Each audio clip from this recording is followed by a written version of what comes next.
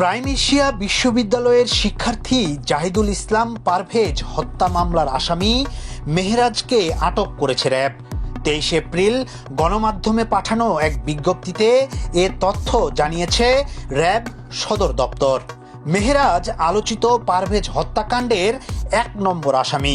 ঘটনার পর থেকে তিনি পলাতক ছিলেন। অবশেষে গাইবান্ধা থেকে তাকে আটক করা হয়।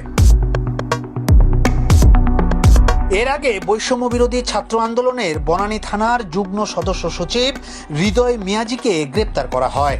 তারও আগে রাজধানীর মহাখালী থেকে গ্রেপ্তার হন কামাল হোসেন, আলবি হোসেন, জুনায়েদ ও আল আমিন সানি।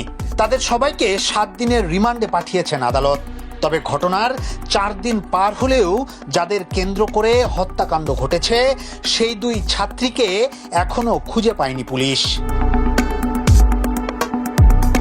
গত 19 এপ্রিল বিকেলে ইউনিভার্সিটি অব স্কলার্সের 2 ছাত্রীকে নিয়ে হাসাহাসিকে কেন্দ্র করে প্রাইম এশিয়ার ইংরেজি বিভাগের শিক্ষার্থীদের সঙ্গে পারভেজের বাকবিতণ্ডা হয়।